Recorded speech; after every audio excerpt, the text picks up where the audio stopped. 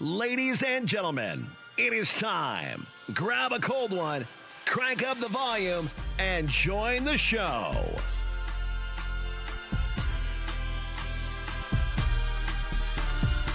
Welcome to NBNR Live. Hi, Kyle.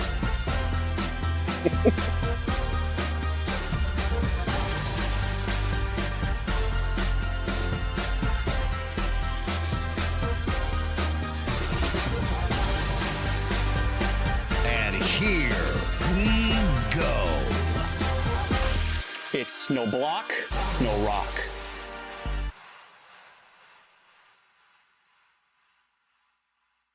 Welcome to what is the third official appointment of Cornhusker Counseling. Quite the appointment. Now, maybe you're a Husker fan out there and you felt like you could cancel all of your therapy appointments because things were going pretty well in your life as a Husker fan. You're here today. You have showed up to your appointment. We have called you in from the waiting room. Right, you've been sitting on that couch out there just anxiously waiting. Mm-hmm. What are we going to talk about today? We're going to talk about some triumphs, a few triumphs. We're going to talk a lot of trauma that we felt last night. Fellas, I don't anticipate this portion of the episode of our appointment to take very long, but let's just talk triumphs first. Sure. I think the first thing is Dylan Raiola is still a triumph. Yes. Regardless of that fourth quarter drive where the ball gets put on the ground twice, they're both recovered. Everything is fine. It's fine. We'll get into why those two balls were dropped a little bit later. Sure. Dylan Raiola is a triumph. He is. The time of possession, we actually won that only by like 30 seconds or a minute. So we won that, and then the turnover battle.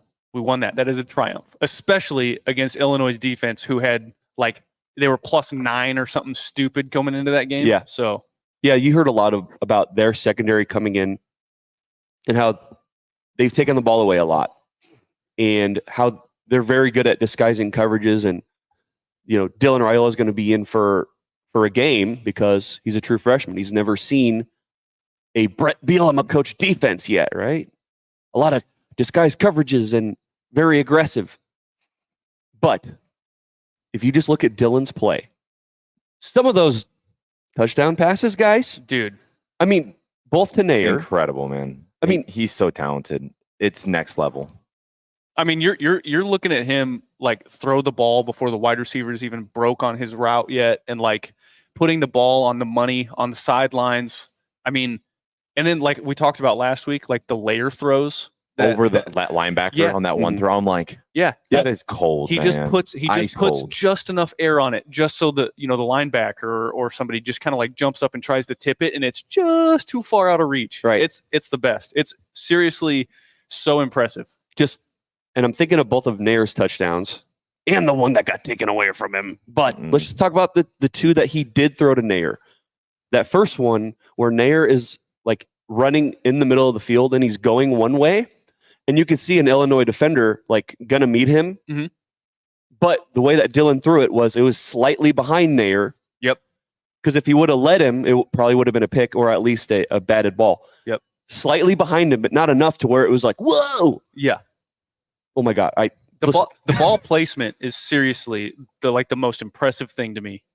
And like for the first time in a long time, you hear commentators like, okay, look at Dylan Raiola, like freeze the safety here with his eyes and then throw it to the right. Like he's playing with these dudes. He is effectively just sitting out there on offense, and he is just like telling the safety, okay, you stay here. I'm going to throw the ball over here. And he's just doing things that you see and hear about on Sundays. Yes. And this team, it's kind of weird. I know there's a lot of Husker fans out there that are like, we need to run the ball better and we need to run the ball more. And this, I'm sorry, if you watch that game, the passing game was the only thing really working. Mm-hmm. And that was the type of game where you pretty much had to pass the ball to open up the run. Yeah. And Dylan did such a good job at that. Like everything he did was just on the money. And shout out to camera right here. Yep. Everything he did was on the money. The guy almost threw for 300 yards. Yep. And one interception that, again, Yeah. is just another freak play by the defender, getting ripped out of the wide receiver's arms in the last second. Like, both interceptions have been just somebody wanting the football more than your receiver. Yeah. And if you were to tell us that at the beginning of the year, that Dylan Raiola, his 2 interceptions that he would have in 4 games would be just taken away from our receivers. Wow. Yeah. Yeah, and like maybe you've heard some talk last night, especially when emotions are still pretty high. You hear fans, they point to one missed throw by Dylan to Luke Lindenmeyer, right? He overthrew him on that 3rd down, okay? And listen, to me, maybe the reason why Lindenmeyer was open was because it was Luke Lindenmeyer. Yes. It's like, what if it was Carter? Like, could it have been different? I just think they would have spotlighted him. I think that, honestly, and this goes back to last week, I said that Sat called the best game as a Husker coordinator against UNI. Last night was almost on par. I'm not going to lie. I think he called an incredible game. He was very creative in the play calling. Mhm. I think he called a great game, given the defense that we were playing. And given just like how the game was going, like we left 17 points off that board. And I think just schematically, I think Sat called a good game. And that was a great play call. Yeah. You have to make that throw. And Dylan, I guarantee you, is putting that on himself. Sure. And listen, every quarterback on Sundays, Saturdays, doesn't matter what level, they've all got 2 or 3 throws that they wish they had back. Yep. 2 or 3 Yep. every single game across the country, Saturdays and Sundays. Yeah, and so look, if you're a fan out there and you're like, oh, Dylan missed the throw, but think of all the throws he did make. Yes. By golly, he's far from being the reason why this was an L. Okay. He was 24 of 35, and he was 3 yards shy of 300 yards. He almost had his first 300-yard passing game, and the only blemish he has on that is the 1 INT that was pretty much a touchdown. Can you think of any throw last night that was made that was like, oh, what?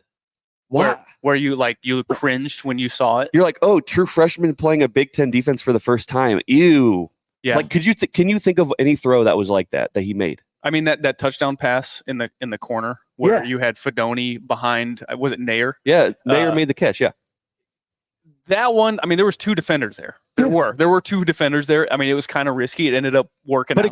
But again, it was on the outside, like over the pylon. Is just if Nair wouldn't have made that catch, nobody would have. Right. Yes. And that's the thing That was an incredible catch, though. I'm just saying. Another triumph. Isaiah Nair is a dog. He played a great game, okay? Yes. And he got the ball ripped away from him once. Made up for it, though, with that catch. I'm just saying, okay, how do you make up for something like that? And then he goes and makes an even crazier catch. Yeah. Like, was already pretty much out of bounds and tapped his feet back in bounds. Yeah, that was insane. You see that the tires behind his feet go. And that was an NFL catch. That was 2 feet. Yep. That was I think NFL scouts are like, this guy's pretty good. Yeah. Yeah, so I think he deserves to be highlighted. Look, Jamal Banks also made some nice catches. Yeah, those 2 balled out yesterday. They did. Both receivers that come in with relatively high expectations. Like for me, I was a little skeptical just because of the injury history of Nair, and Jamal Banks played in the ACC. You know how that is. Oh, they're soft. But those 2 dudes, they showed up last night, and they came up big for Dylan. Another guy I think deserves to be highlighted on the offense is Thomas Fedoni. Yeah, he played good. There's those two catches that he had that were in the middle of the field. Yes. Yeah. And he actually made a guy miss and almost scored. That was his birthday, too. I wish he would have got a touchdown on his birthday. Yeah. That would have been nice. The Fedoni tutty, birthday tutty would have been nice. Yeah. But I feel like he deserves to be mentioned. Gunnar Gatula comes in a tough spot. He did. Mm-hmm. Turner Corcoran gets injured. He's a redshirt freshman, Gatula. I think for the most part, until the overtime, he held his own. He played well. Yes. You know he what I played mean? Very well. Honestly, there was no drop off. Now, you want to talk about where there was drop off? I'm sorry. Mazuka is a lot better at that guard position. When that blitz came through in overtime, that was right at the middle. Yeah. I'm sorry. Just bringing heat. And I think Lutovsky's supposedly a better pass blocker, but I'm just saying, like, that we couldn't run the ball up the middle. You know why? Because we didn't have a dog in the middle. I'm just saying.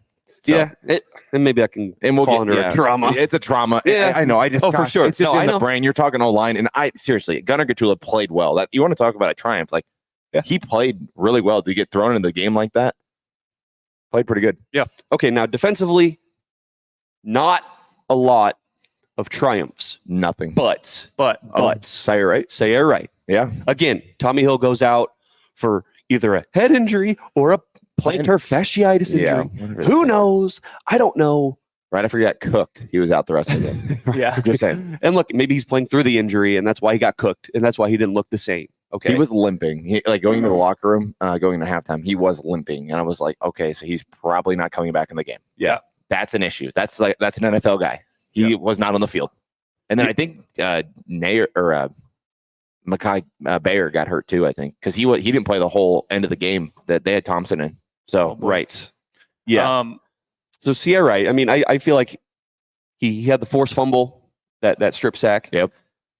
And he was just aggressive overall, making tackles. Like, dude played very well. So Sierra Wright, he comes in, he's a Hollywood actor. Really, like for real. From USC. Dude, that's LeBron James' son. Yeah. James' son. And again, it's like he comes in, is he going to be focused on football because he's an actor? Well, look, he came in and I feel like he balled out. And He handled his own. Yeah. Yeah. John Bullock Dog. played like a gangster. Again. A gangster. Yeah. Gangster. Yeah.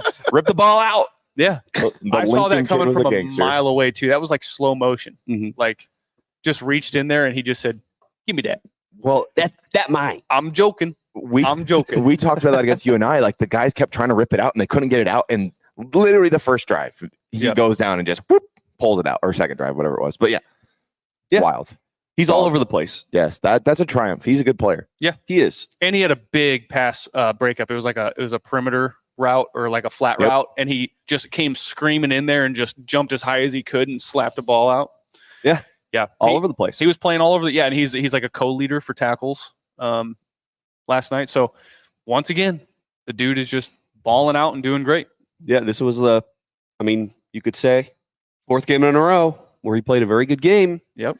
And you're thankful that he came back. Okay. Any other triumphs in your life as a Husker fan you want to talk about? I'd say the triumph, just as far as atmosphere, stadium, fans did their job. They showed up. It was a good atmosphere. I think a lot of people were scratching their heads most of the game, but other than that, like I think the university did a good job on the 400 consecutive sellout celebration, the drone show, all that stuff was good. Okay. I'd count that as a triumph. But once again, you lose on a historic game like that. It's just another thing. egg on your face. Yep. Yep. Okay. Trauma. What's going on in your guys' lives, huh? What's some problems you guys got? Let's talk some problems here. I'll tell you. The biggest one for me, and I saw this on Twitter, and I can't remember who had actually tweeted it out, so I apologize. I'm just gonna sum it up here. Nebraska's final offensive possessions when tied or losing by 8 or less since 2018. Oh boy. Don't do this. Why are you? Look, we're starting off. They're This is the going to be biggest one. sad. They're going to leave. You're going to read this stat, and they're going to leave. They're the only people in here listening to us, Hey. and they're going to leave. The reason why you come to therapy Is to get it out. is to talk Yeah, about your we gotta- demons, right? yeah, You can't not come to therapy and not talk about your problems. Right. This is literally why you come to therapy. Right. Yes. And this right here is basically going to lead us into all of the traumas. the traumas that we're going to talk about. Oh boy. 33 drives in 29 games with 10 different quarterbacks, 4 different offensive coordinators from 2 different staffs resulted in 11 turnovers and 1 win. All right, now, okay. Say that again. It's 33 drives. Okay, 33 drives, Yep. In 29 games. 29 games. So that means Okay. there's 4 overtimes in that, because of course there's more drives in games. With 10 different quarterbacks. Yeah. 10 Since 2018. since 2018. That's wild. That's a lot of quarterbacks. From 4 different offensive coordinators, from 2 different staffs. It technically said 2.5, but I think that's because it was like the Mickey. weird Scott Frost Mickey era. Yep. That resulted in 11 turnovers and 1 win. It's wild. And the rest are like, you didn't score, you missed a field goal, or whatever. Now, you bringing this stat up makes me think that it's the Blake Lawrence ghost Yeah. coming to haunt. Mm-hmm. Okay. Do you want to hear another stat that goes with that? So No. Nebraska all time is 8-9 officially in overtime games. We have lost 8 in a row. Yeah. So before last, 8 and 9, so we're 8-9. and they've Overall, lost 8 in a row. We've lost 8 in a row. We used to be 8-1. We've lost 8 overtime games in a row. Dude, so you get into overtime. You get into overtime, and your first play is a false start. Okay. of course, And then it ends up being 3rd and 42. Yeah. that was It What? was like, I mean, that, and I've got this written in big bold letters here in my notes, and Oh, it just says, "We've seen this movie a million times. I have seen Dumb and Dumber a million times. I can quote that movie from front to back. If you wanted the whole script, I can give it to you right now. Okay. When we started that drive, when I saw the false start, I said we're just going to go backwards. Yep. I said we are not going to gain another yard the rest of this game, and we're going to lose. And it was Carly and I watching the game, and I just said, Carly, I have seen this a million times. Mhm. It was the exact same thing when we decided to go for the field goal instead of going for it on 4th and 2. I said, Carly, I have seen this a million times. You've got a chance to take a lead and avoid overtime. Mm-hmm. He's going to miss his kick. Yep. Oh, I already knew that he missed it. I didn't even watch. I turned around. I was in the stadium. I just turned around and I said, "He's going to miss this kick. Why are we kicking the ball?" I was like, "If you're going to take your shot play on 4th and 3, why are you not going for it on 4th down? Like you took your shot play on 3rd and 3 on 4th and 3. Why are you not going for it? Because you had 2 plays there. You had 2 options. You could have tried to get some of the yards there on 3rd down and made it 4th and short, or you try to take that shot play. And then that means that you have to go for it. You do not go into a game with the game on the line with your backup kicker and expect him to make the kick when we've had kicking problems all year. And at this point, you don't expect your starting kicker No, to do that. We are in a conundrum here, folks, because you're going to play in the Big Ten. Are you not going to kick a 39-yard field goal?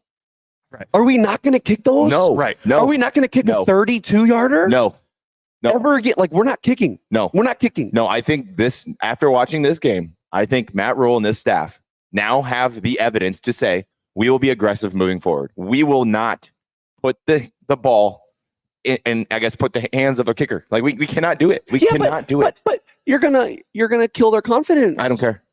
Don't care. But Kyle, You know what killed my confidence? they're not gonna. Watching us lose that game. That killed my confidence. It hurt my feelings a lot. Yeah. So worry about me as the fan and worry about your team. I bet your team feels terrible. Dude, like you. How many games do we watch every week? Every week. And you just see these kickers, The 60-yarders. they come out for listen, we'll just say like Illinois just did it last week. a 59, and that was their backup anyway. Like, let's not even do that. We want Like, 30. hold on, just like 47. You see a kicker trot out there, and they got their eyes closed. Yeah. And they're making it. Yeah, I mean, 47. I generally cover one high school game a week. Yep. And that is a high school length. That's a high school range. You should be able to throw out your high school kicker and be able to make that. Yeah. And listen, in your own stadium, when everybody is going, shh, we really need to be quiet here. He really needs to make this. We should have yelled, and you honestly. think- and you we think- should try that. Just yell. Be super loud in the stadium and see if that makes them make the kick. If you're John Hull and you're Tristan Alvano, Speaking of whole. Yeah. tight hole. You're telling me they're not standing back there and they're not thinking to themselves, this crowd's watching me hmm and they're really quiet. Oh, Oh boy. oh boy. So And this is going to go wide left. And then what's it sound like in the stadium? oh, You think it's harder to make a 39-yarder at home than it is to make a 59-yarder at home. I've been saying this. You guys give me crap. especially, I mean, when the game's not on the line, you know what I mean? Like a 59-yarder when the game's not on the line, nobody has really high expectations that, hey, our guy should be able to make this 60-yarder. Like, I agree with you, Jared. So I really do. We're not kicking. No. Like okay, so John Hull, he made a 21-yarder. Yeah. Which, in my Is opinion, that what we're sticking? I think 25 yards and in, that's your sweet spot. but honestly, no, I kind of think that Matt Rule should have went for it earlier in the game when you're on your 2-yard line. Why are we kicking field goals on our 2-yard line? If you can't get 2 yards, back them up, play defense, go figure it out. I mean, obviously, hindsight, our defense played like booty all game. Yeah. All game. So kicking is that's a trauma. That's a trauma. That is a trauma. It hurt me. And you know what? I was listening to the BA coaches show. He gave some some quick thoughts after the game, like a reaction. And he said, to be real honest with you, like I don't know where I stand on sending out your field goal unit anymore. At all. Like If you're sat and your and rule, I agree with you, BA. Like I don't know. What do you do? Like that is the one thing where you're like, hey, we have a 25% of actually making this. What's the actual stat? I guess we should look that up. We should know that. Because right now, if I'm looking at the blackjack playbook, right now I'm hitting on everything. I'm just going for it. Go for it. you're in constant 4-down territory mode. Yeah. When you're on that side of the field. Unless it's like 4th and over 10 yards, in my opinion. Like if it's 4th and 13, you try out the kicker. But if it's 4th and under 10, every time, just go for it. Yep. That's what they should do. Listen, in practice. guys, on one hand, if you have a very intelligent quarterback like Dylan Raiola, it's like, yeah, I'm with you. Yep. Okay. But you have to be able to make 35-yard field goals. Mm-hmm. Do you know what conference we're in? Right. How long have we been talking about the chasing 3? Oh my God. Chasing 3. That's the funniest. It's not fun. It's funny, but it's funny. not funny. It's funny. We said this before the It's season started. stupid. Like, isn't it ironic that we're going to be chasing 3 and we don't have a kicker that can make 3? Listen, there's a reason why it's called chasing 3. Yeah. And not caught 3, because you're chasing forever. It's like, you'll never get this. You'll never get this. this. La, la, la. Whatever it Gotta be is. quicker than that. You're constantly chasing. You're chasing 3. So is next year? Oh my God. Yeah. So anyway, there never kicking. Chasing 6. We'll wins. conclude Chasing this. 6 wins. Stop. We'll Chasing bull. We'll conclude this with there should be a $500,000 blank check to whatever number one kicker in the country is needing a spot to land. If For you're $500,000, Nebraska will pay you to come here and make field goals. They better. If 1890, can I get a kicker? Matt Davison, what are you doing? What's the whole point of this? If you can't bring in a competent kicker. Well, and it's not even just place kicker. I'm talking a guy that can do kickoffs, that can just kick it through the end zone. Can't do that. Kick coverage, also bad. It's just an issue. All coverage, special teams is bad. Hey, like, I'm not gonna lie. I think Ed Foley's a great guy. He's a nice guy. I'm not saying you gotta fire him. There's nothing he can do. There's nothing he can do. There's nothing Ed Foley can do. Mm-mm. Like, nope. If what do you do? You can bring in Frank Beamer. He's not fixing this. He's not fixing this. I'm sorry. He's just not, unless you just completely you have to get a new kicker. Open tryouts. Literally. Go to the soccer team. Matt Rule's a guy that supports all the athletics at Nebraska. Go to the men's or women's soccer team. I don't care. Go to the soccer teams and find somebody who can kick the ball through the end zone and maybe kick it through the uprights. Yeah. I don't care if I see a ponytail hanging out the back of the helmet. Don't care. And it's a lady. Don't care. Her name's Jane. Jane the kicker. Spend it. If Jane can make 27 yarders, or what was it, 37? 39. Oh, sorry. If Jane can make 39, Jane is a queen. She's the queen of Nebraska. Jane the GOAT. Yes. Seriously. Please. So Nebraska allowed Queen. 119 yards in returns. 119, that's a touchdown. 119 yards. That's a whole football field. Nebraska had like one net positive yard over the average. So like if they were to take a touchback, you get 25 yards. Mm-hmm. They had 26 return yards. 26. Yep. So they net positive 1 yard. I just don't understand. So like you kick that ball through the end zone, right? And you remove almost 60 yards off the board. Yeah, but we don't have anybody that can do that. Right. Bushini can only do it if the wind's at his back and it's blowing 30 miles an hour. It's the only way he can do it. Yeah. What do you do? Yep. Special teams is going to suck all year, guys. It's going to suck. And you have to operate in a way, if you're on offense, where the kicker's he doesn't exist. We don't have one. Yeah. You're coming out for extra points, and that's it, dude. That's it. And listen, Bushini, that was, I want to say a triumph, but there was that one errant punt that went really long. It just went to the wrong side of the field. Mm-hmm. That can't happen. But he averaged 50.3 yards. That's still very good. And the if you, average is 50.3. That's very good. yeah, So Yeah. I'm not mad at Buschini, whatever. No, like the dude has been punting the best he's ever punted in his career. Actually, if you look statistically, Yeah. that's the best he's ever kicked. Can he kick field goals? I'm just wondering. can he Can he? Please, can we try it? do it? Why? Alex Henry did both. Figure it out. So okay. So special teams, we beat that to death. Think so?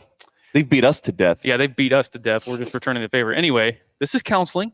This is counseling. We gotta be nice to There our. is a positive in that, and Buschini, like you said, is having the best year he's ever had. Yes. So statistically, that's not one of those things where now he runs out there and I'm like, oh God. Here we go. Yeah, here we go. And he's actually been very consistent, and his average has been fantastic. Only thing I ask, is just a little more hang time. Yeah, he did have a kind of a rough night with just the line drives, which ultimately helped with the return yards, but he's kicking the ball far. So The guy put in the chat, and I think this would be a trauma we could talk about. Okay. It goes down to clock management. I need a coach who doesn't challenge calls for 4 extra yards on 3rd down. That was the most ridiculous challenge I've ever seen. You gained nothing. Yeah. It was still a 1st down. You gained nothing if he was out of bounds. You lost something. You lost a timeout, which Listen, don't in know the if it end, really mattered, but maybe it didn't. would have. It didn't, but it might have. Yeah. mm-hmm.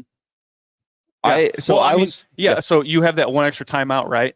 You've got it on 4th and 2. Maybe you call a timeout there. Like, hey, let's reevaluate. Yeah. Let's draw something up. It just gives you like when you have those mistakes where it's like, hey, we're challenging this play that would have saved us 3 yards.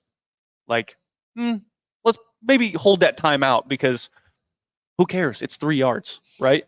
So later on in the game, when it's 4th and 2 and you're lining up your backup kicker to kick a 39-yard field goal, like maybe we just take a timeout, everybody chill. Let me get with Sat. Let me get with Tony White. What are we thinking here?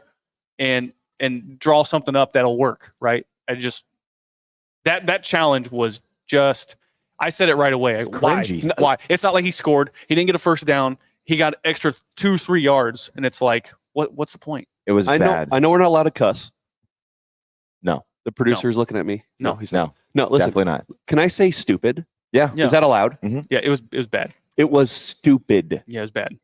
Matt Rule, you can coach better than me. Yes. Yes, sure. That was stupid. Yeah, and so Matt Rule, listen, Matt Rule, great ambassador off the field. He grinds. Dude works really hard. He's an ambassador for this program. I love that. On the field, though, makes me wary. I'm sorry, it just does. So BA does say, he goes, Rule doesn't make those decisions completely on his own. Somebody up top told him to, and that's what makes it even more that guy frustrating. should be fired. That guy should be fired right now. So, and I get it. Like, there's a million things going on, and so somebody comes up into your headset and says, "No, he stepped out. You need to challenge that." But it's like, who was that guy? Situational football, though. Matt Rule, as the CEO, needs to be able to like, no, that is not a good idea. Yeah. Because everybody else, I don't care what the book told you to do. I don't care. You need that timeout. It's the Big Ten. And who's to say, okay, I know we got pinned deep with 27 seconds left. We took a knee and went into overtime. Who's to say if you had that timeout, you don't try to push it down the field with Dylan? You know, that's another thing. It's like you have that timeout. You have a super talented quarterback who was finding his way passing the ball last night. Imagine if he had one timeout. Maybe you do go and try to be aggressive. Yeah. Whoever was in the headset, like, should be fired. Do we put BA in there? Yep. BA, are you going to be that headset guy that tells Rule what's really going on? And look, there's a ref right there. And I know we give refs a lot of crap, but the ref was right there. He didn't call it. Move on. It was 2 extra yards. Move on. That was terrible. It was just a bad decision to challenge that. And how it did not essentially affect the game, but it like what could have happened. Maybe it did. Okay. Do we want to keep going with the challenge thing, or are we done with that? We're done. I was just going to say we're sitting at 11:30. So let's take 15 minutes to talk about the traumas from the offense, and then 15 minutes for traumas on the defense. Okay. Yeah. And go from there. Well, I want to go down this stupid theme. Okay. Yep. Personal fouls. Yeah. Yeah. 60 yards of personal fouls. Undisciplined. I'm sorry. Yeah. Why are you playing stupid like this? Malcolm Hartzog. The play was virtually over, and you just go in and you do this. You just grab his face. We gave What up was that? 89 yards in penalties. That's almost another touchdown. That's a field goal. MJ Sherman, dude's on the ground, and you're going, Yeah. dumb. That was What are you doing? Yeah. I'm sorry. I don't think you cannot play this way in year 2. This thing is not supposed to be, you just look at it. When I think back to this game, the one thing I'm going to think is stupid. Just so many dumb things happening. doo-doo head. Doo-doo. Doo-doo. I mean, come on, man. Yeah. Personal fouls like that? I don't know. Yeah. What do you do? Yeah. If you're Matt Rule, do you take these guys out? How do you discipline Malcolm Hartzog for just one of the dumbest penalties I've ever seen in my life? Do you punish him? What do you do? I mean, no, because you have no God. depth. Like I mean, Singleton went out in that game. We had to bring in a different safety. He came back later, but like you just don't have. I know we play a lot of guys, but I just don't think you have the talent behind to really help that unit. And if MJ Sherman is making mistakes like that, you're not going to take MJ Sherman off the field. No. Although he hasn't really done much, but He's had a sack. Yeah. Okay, Kyle. Yeah. I think. You too, Mike. You're here. thanks. Defense. Yeah. A lot of people are going to look at this game and say, "Hey, Tony White, you want to be a head coach, huh? You sure? Yeah. You ready for that, buddy? Yeah, Listen, that was rough. Tony, you've done a lot of good here. Okay, I'm not going to discount that, but this defense got exposed. yeah. Listen, I came into the season, I'm on record saying, like, I think at one point we did like hot takes, and I said my hot take is I think this defense is not as good as what we saw last year. Yeah. Because last year was historically bad offenses. Mhm. Yes. Last night, we allowed 4.4 yards per carry and 10.2 yards per reception. And a lot of those rushing yards that you gave up Yeah. were in what portion of the game? The end. The end. Yep. I mean, it's particularly the fourth quarter. Yeah, the Yes. fourth quarter. They had like almost 80 yards rushing in the fourth quarter. Yeah. When we had Mike Cagley on, he said they're going to pass Pass it to open up the run game. to open up the run game. Mhm. Yep. We need to have Mike Cagley on more. Yeah, they ran to the outside and they were not getting touched. They were running to the perimeter. They and ran not up the getting middle touched. too. They ran anywhere they wanted. Yeah. They literally dominated our defensive line. I can think of 4 times in the game where there's just, or not even 4, No I can linebacker? 6 open. Yeah. Mhm. The middle is just a freaking part the Red Sea. Yep. It was And there's just a bad. dude sitting there. Where are we at? Yep. What's up? And not just that. The freaking tight end waggle play that got, oh my Lord. Listen. like 3 separate times. 3 of the exact same looks They ran it over and over again. were touchdowns. 3. They were all the exact same look. It was like a block and release concept. Yep. All Mhm. 3 of them. Touchdown, touchdown, touchdown. How does someone not just like, hey, we're on the right hash line here. What do you think they're going to do? Of course they did. Of course they did. It worked first time, it worked second time, then it worked third time. Why wouldn't they keep doing it? I see in overtime, Pat Bryant, who is their potential NFL wide receiver, he's lined up at fullback. He was lined up at fullback on that play. And he ends up in the end zone with nobody near him. Yeah. Malcolm Hartzog kind of looked at him for a second and then just nobody Awesome. within 10 yards of him, dude. It's Mhm. wild. Their best player offensively is Pat Bryant. And there's nobody within 10 yards of him in the end zone. It was bad. I said to Jared before we went live, I said, this was the worst defensive performance under the Rule era besides Michigan. That it was that bad. Yeah. It was terrible. I mean, and then you've got Luke Altmaier that looks like a Heisman candidate. Listen, The He- dude, easy that he throws. was dealing dimes. He was. There were some great throws out there. he played He very had an well. 84.1 QBR and had 4 touchdowns, and he just nickel and dimed us the entire game. Think of one big play. run it, nickel and dime, run it, nickel and dime, Yeah. nickel and dime, run it. Like, Dissection. Surgical. yeah, I he knew exactly what the defense was doing and where he needed to go with the ball. So when Nebraska played UNI, I think the big takeaway from that game defensively was UNI was not that successful running the ball. Mhm. But again, they had the quarterback run element that gave Nebraska fits. And when you look at Luke Altmaier, dude was rolling out all the time, Every play. finding little dinks and dunks, and that gave Nebraska fits, and they had zero answers for it. Yep. Luke Altmaier. They scored. They scored in every quarter. Scored in every quarter, to include overtime. Yep. Nebraska went scoreless in the third.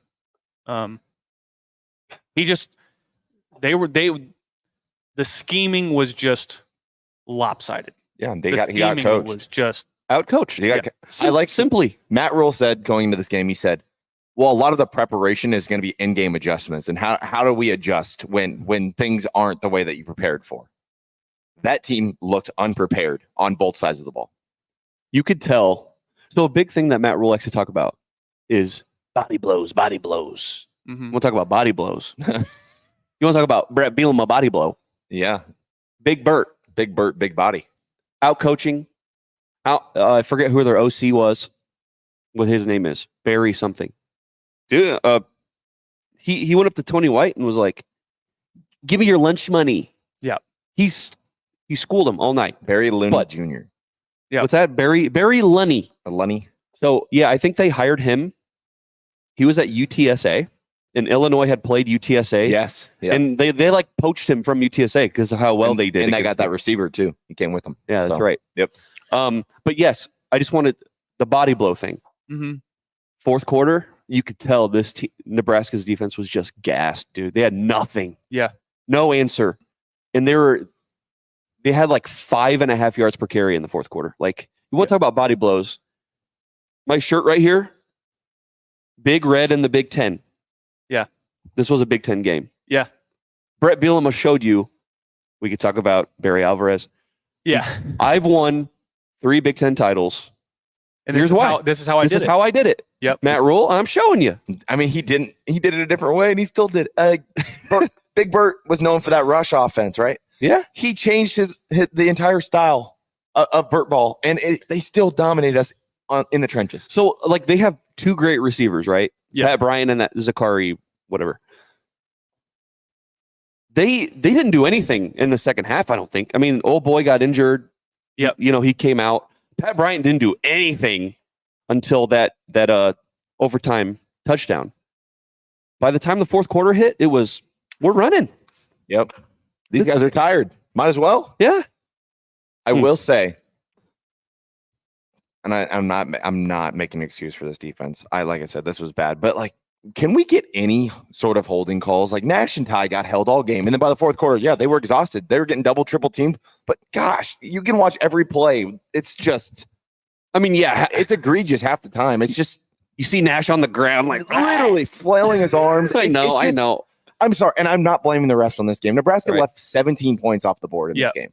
Yep. I'm not blaming the refs. It's just one of those things. It's like, remember that stat we had a few years ago where it was like Nebraska hadn't had a offensive holding call against them for like an insane period of time. Yeah. It feels like that again, where it's like what do we have to do? Like it's happening right in front of the officials, and when you have guys as big as Nash and Ty, it's very obvious. Well, and like the thing is, like, you don't want to blame the refs. No, I'm not. But just one holding call Changes can it. change the game. Yeah. It seriously can. Yeah. Because you have one of those scoring drives. Now you're behind the sticks, 1st and 20. Yep. It totally changes things. Yeah. So, yeah, I mean, it is unfortunate, but at the end of the day, like you said, you left 17 points on the board, You did. off the board. Well, 17 points were off the I board. mean, you're bringing up that Nash and Ty, they're getting manhandled, double teamed. Yep. Like, where's everybody else at? Yeah, I don't Nobody know. else- Jamari was non-existent. I didn't even think he was playing half the time. Then I finally saw one run out there and do something. But Okay, another thing, when you have James Williams out there, Mhm. and you have Prince Will, what are they out there for? pass rush. No mystery. Yeah. Right? Mhm. You see James Williams, he's going just head down, Yeah. right? I'm gonna run that way. Right. He's not trying to stop the run, Yeah. right? If I see Prince Will, he's head down, Yeah. bull rush. And I'm running that way. in that long run in overtime, that first play, Yeah. you see Altmaier in the background on the broadcast. As soon as he gives the ball to his running back, he goes, oop. He points to the left, go left. Yep. And then there he goes Yep. for, whatever, 20 yards. Like, Just Pathetic, I- man. They're First play of overtime. First play. Of course, they get 23 yards. Yeah. Of course. It was literally Wisconsin last year. Yeah. Because I think Wisconsin's first play, they got down to like the 5, and then it was kind of a slog, but they eventually made it. Yep. Nebraska's first possession, also false start. Yep. Back. Yep. Like freaking Chris Berman. Yeah. Back. Yep. The whole 3rd and 42. That's incredible. I said, What are you doing? That's intentional grounding. I never understand why the refs just don't throw the flag when it happens. Then they have to sit there and talk about it and then put the flag on the field. Like, that was intentional grounding. Yes. Yeah. 3rd and 42. 3rd and 42. In overtime. Justin says Ty and Nash need to say to the refs that they keep getting held. I'm sorry, Justin. Do you think that they're not doing that? Do you not think that Matt Rule's on the sideline telling them, "Hey, 63 is holding him. He's holding him every play." I guarantee you, it's you want the players to start complaining, and then it's just going to trickle down to like, you know how it. We've talked about the mental weakness of this program. It's just you start complaining to refs, and then that affects how you play, because then you're not going to start being aggressive. You're going to start being like, you're going to start holding back a little bit, because anytime you don't make a play, guys, it's because the other guy was holding me. You're going to stop being the aggressor, and you're going to just start doing this. How many times did you guys see this last night? Yeah. Palms up. Yep. Palms up. I know John Bullock's a dog. I saw him do this a few times. I saw Tommy Hill do this after he got burnt. Yep. I'm like, we're gonna do palms up tonight. Seriously. Hey, point the thumb. Let's go. Yep. Like, what are we doing? Well, it's not what just are we that. doing? It's we talked about being out schemed, and Yes. Where were you? Yeah. That was your guy. Hate palms up. Lat Perry says fans have to calm down. 8-4 is still very realistic. Lat, if that Illinois game did anything, that exposed how to attack this defense. 8-4 would be a miracle in my opinion. Yeah, I mean, I will take 8-4 all day. I would too. I mean, I'll take 6-6. We are 7-5. Yeah. But I'll take 6-6. It's like, Well, this team hasn't been to a bowl game since 2016. and listen, I've heard the narrative that's like, listen, these were 2 ranked teams that went to overtime. You lose by a touchdown. One of you has to lose, right? Right. But that's not why like Nebraska fans are upset. It's the fact that it was 2 ranked teams, and one of them had 3 opportunities to ice the game. Yeah. Before overtime even started. There should never been overtime. We literally gave up 17 points. Yeah. The touchdown was ripped away. Dylan missed that throw, and then we miss a field goal. That's 17 points that Nebraska should have had against this Illinois team. You had 3 opportunities. Better. And then your 4th opportunity in overtime to at least continue the game was a complete and utter meltdown. That's what we said at the beginning. This is the movie that we've seen a million times. Yeah. Okay, now BA had asked, why is it okay to criticize players and coaches but not refs? And it's considered weak to criticize refs. Control what you can control. 17 points. 17 points. I just feel like when you criticize refs, you're bailing yourself out. You're taking We the need a break. responsibility away from you. Put responsibility on yourself. Right. Stop relying on other people to give you breaks. Stop looking at Jamal Banks flopping out of bounds and begging for a call. Yeah. You put yourself in third 42. Yeah. Right. Get real. Yeah. Stop criticizing refs. This is why this program's where it's at. We're always doing this. It's not us. No. You had 17 points at the bar that didn't happen. You lost the game. Look, that's how it works. In the mirror. Yeah. Okay. So it's 11:43. BA, I still love you. I'm just frustrated, okay? Right. Yeah. It says, we can criticize 18-year-olds, but we can't mention the grown men blowing calls. I get it. They make more money than me. They do. No, and I get that portion of it too, where I don't like that coaches can't publicly say, like, if the officiating is bad, they get fined. Like, okay, I'm sorry. If I don't do my job well, I get repercussions, right? Yeah. When officials do their job bad, they'll take it to the Big Ten office and they'll review it and they'll be like, oh, yep, looks like they messed it up. Oh, well. Yeah. So I get what BA's saying, but it's one of those things too, like, you got to point the thumb. Like, it's you. Look yourself in the mirror. You lost this game. Nebraska lost this game. Yep. They lost it because they beat themselves again. despite popular belief by a lot of Husker fans, they're not meeting in smoky, dark rooms and going, Yeah, let's just scheme against Nebraska. Like, I don't know. I'm sick of it. I want to complain. I am going to complain when I see Nash and Ty, big number 0 and big number 9, just getting dragged and their jerseys are getting pulled right in front of the officials. That drives me insane. It really does. It does. It drives me insane. Oh yeah.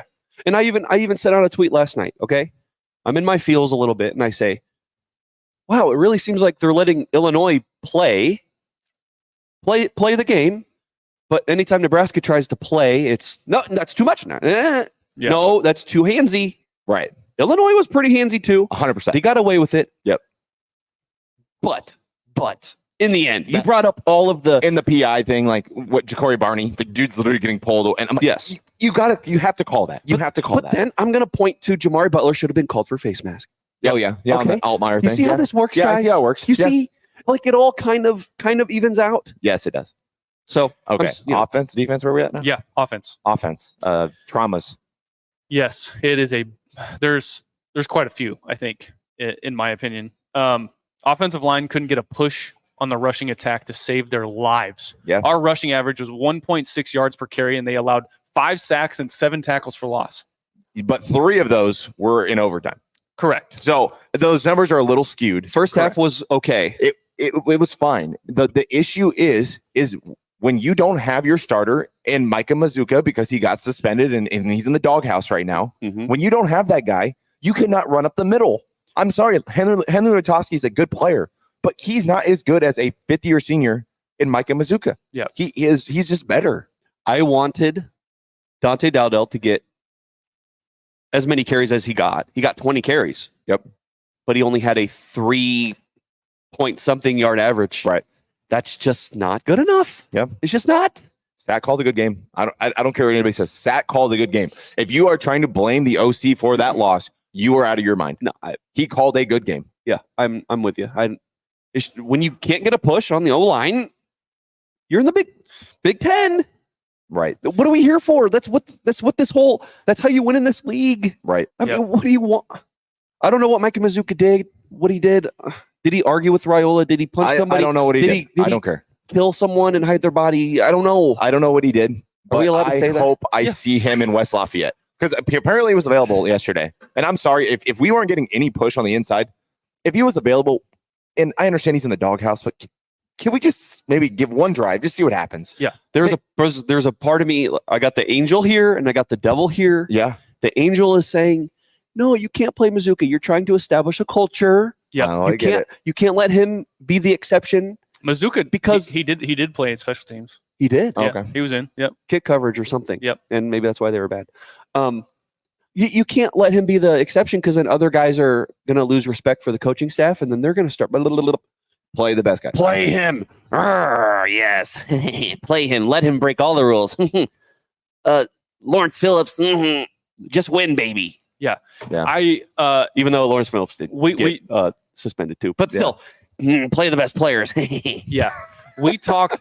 You guys have mentioned, and BA's mentioned a couple times in here that Sat called a great game. What I will say is we talked about this on Monday, and it was kind of this hot conversation. What is Heinrich Haarberg doing out there in crunch time? Yeah. What is this? Listen. What is this? Pitch it to Heinrich, have him throw back to Dylan Raiola for 11-yard gain. I get it. There might have been something that was supposed to develop for a bigger play. It was whatever. Yeah.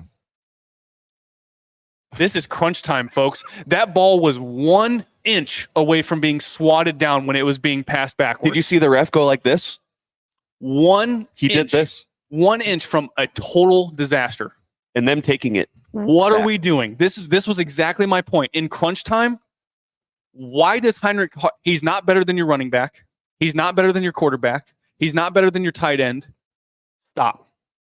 It feels gimmicky.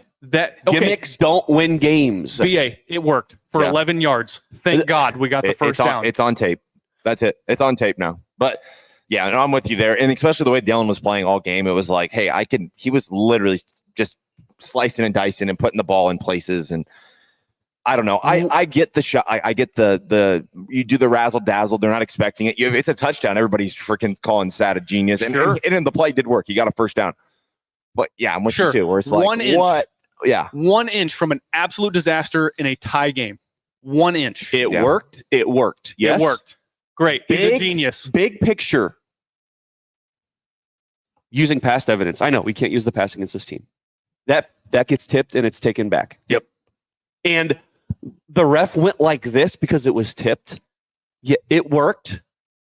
But dude, it feels like you're playing with fire. Like Yeah, what? you are. You are 100%. Like, and okay, maybe let's try to look at the positive side here, guys. So it technically worked. Like maybe that changes the mental thing of this team. It turns around this team mentally, and oh my God, it worked, and we can propel ourselves to victory, or not again. Look, yeah, I know Dylan can make. I know that Dylan can get you 11 yards. Why do we need Heinrich Harburg out there to do some razzle dazzle to get us 11 yards? That's all I'm saying. yeah. Is you don't send out Brian Buschini to run a fake punt on 4th and 2, because why? Because you're better off using your starting 5-star quarterback and your offense. That's why. So why throw in the backup quarterback to do some crazy trick play that very well could have ended up in disaster? It's just a gamble.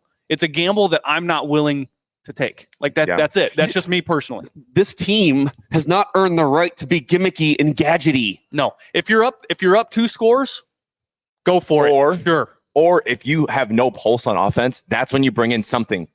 Remember, we had, I don't remember what game it was last year where they had to run a trick play to score on us. Well, I mean, that was Minnesota. Was it Minnesota? Right? And that was almost failed too. Anyway, Right. It worked though. No, It I'm worked. talking about the other team ran a trick play on us because they had to score on us. Like, I get that. If like your offense is stagnant and you cannot get something working, you run those razzle dazzle things to kind of just like figure it out. To shake it up. Yeah, shake it up, jumpstart your offense. I get it, but tight game like that, it was ballsy. It worked. I'm gonna leave it at that. Cedric had something good in here that I thought we could talk about. Cool. It's rules record against ranked teams. Do you think that because the game was ranked versus ranked, the moment was too big for Coach Rule? I don't know if like I don't want to like look back at his tenure as a coach just in general and be like, yep, no, it's ranked teams. I mean, you got to remember the teams he took over in the past. Right. He was the head coach at Temple. I mean, he was the underdog in pretty much all those ranked. Correct. You know, this honestly might have been the first time he was ranked and was favored. Yeah. So it's one of those. I think this game was not a good look. I think he got outcoached, but the whole staff got outcoached. they did as a whole. I'm not just putting this on Matt Rule because once again, he lets his coordinators do their jobs. So it's not on Matt Rule. The time management thing, that's on Matt Rule. I don't know. It's not like I don't think he comes in every game going, oh my God, the opponents are ranked. I think he sticks to that. I don't think of the 3, I don't think Sat got outcoached at all. I honestly don't. Right. I think that he seriously had he provided opportunities to win you the game. Yep. He provided you enough intelligent decisions to win you the game. It was just it was execution at times with 17 points. That's all execution things. Yep. So I don't blame Sat whatsoever. Nope. The only question that I had was about the trick play. It's just a weird gamble that doesn't need to happen. Moving on a little bit, we talked about the freak interception on the 50-50 ball, which I had been begging for years, was the 50-50 ball element. Yeah.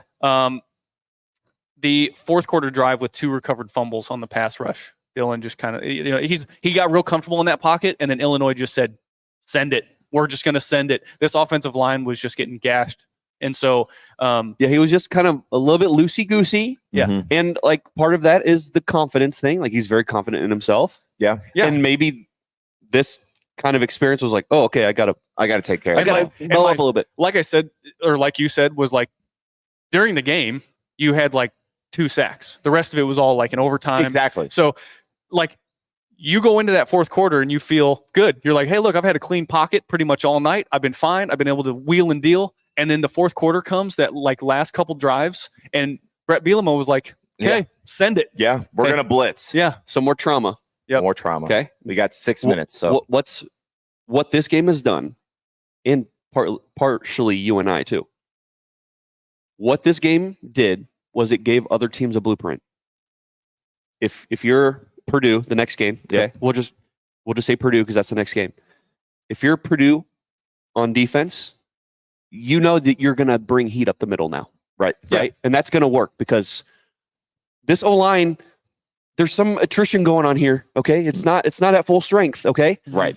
You saw those A-gap blitzes give Dylan some fits and this O-line some fits. Boom. There's my blueprint. If you're Purdue's offense, you're telling me Illinois didn't give you a little something? Mm-hmm. Like if I maybe run up the middle or if I hold Nash and Ty, I'm going to get away with it, right? Yeah. If I have wide receivers in the middle of the field, they're probably going to be open. Or if I have a really cool tight end, and guess what? Illinois' tight end wasn't even good. And it still worked. Well, I mean, they had a defensive lineman catch touchdowns. So, Yeah. So you have ridiculous. blueprints now of what's going to work against this team.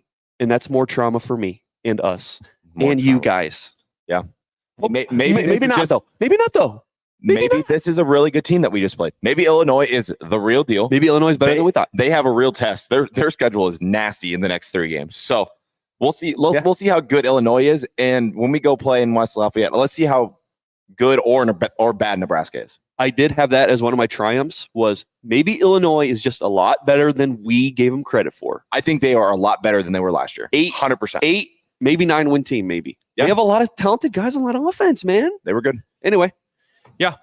We've got 5 minutes here. Purdue do?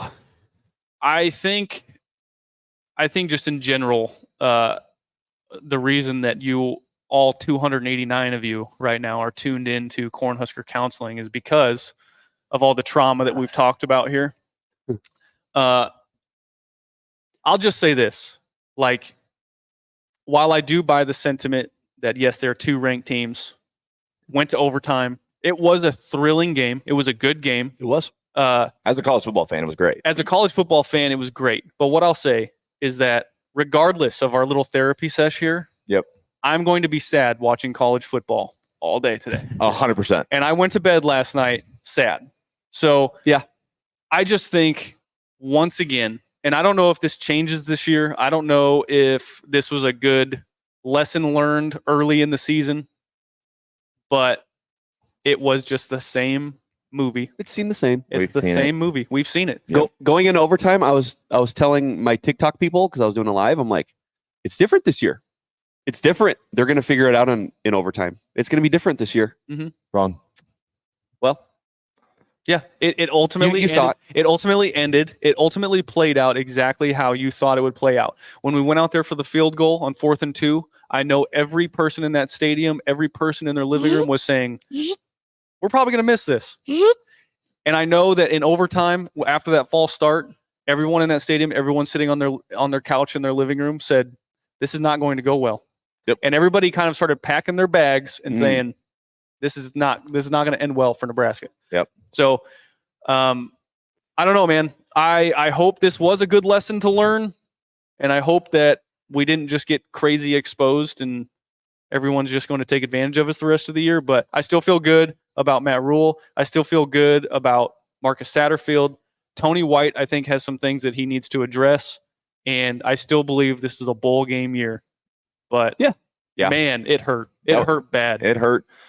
After we lost to Michigan that bad, remember they did that Sunday practice. I hope this team does something like that after this loss. They seriously need something. They need a kick in the butt, and yeah, it Well, sucks. you say that, Mike, and the cynic in me, the skeptical person in me is like, we still got to have these practices after games.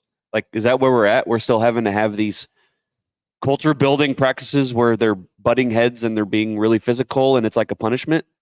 Like we still have to do that. Maybe. Like, Maybe. why? It's the same group of guys, man. I don't know. I can see it in year 1, but in year 2, don't you just build up enough I don't know. I think in they general, built up culture. Yeah. Okay. Hopefully they don't have to resort to these game practice after game where you have to. listen, everything is fine. Everything is fine. It's fine. It's fine. Everything is fine. We're fine. It was an overtime loss against a ranked opponent. Are we having an One appointment next week? Are we having an appointment next week? No, yeah. Tell the listeners now before we sign off. This is Cornhusker Counseling. We do this after every Nebraska home game here at Hurrdat Sports Bar and Grill. Next week it is an away game in West Lafayette. We will be at the game, and so there will not be a Cornhusker Counseling next Sunday. But we do plan on doing these I think the schedule's out there, but yeah, we're going to do this after every home game, and even Every away home games. game, away games will be in our studio, so Yeah. we won't be here at the bar. But Yeah, but we'll still be doing this every Sunday or every. Yeah, I guess this is Saturday. It's so weird. It's a weird thing. I know it's a weird week. Yep. All right, all our listeners out there, we appreciate you coming into our office. You know, we got the psychology diplomas behind us. Not. So hey, we'll see you for our next appointment. Yeah, make sure you guys go follow us at nbnrpodcast.com and on YouTube and Facebook and Twitter and all that stuff. All right. That's it for our therapy session. Get out of here. yeah, go. Go off in your own worlds now. We signing Bye off? bye. That's it.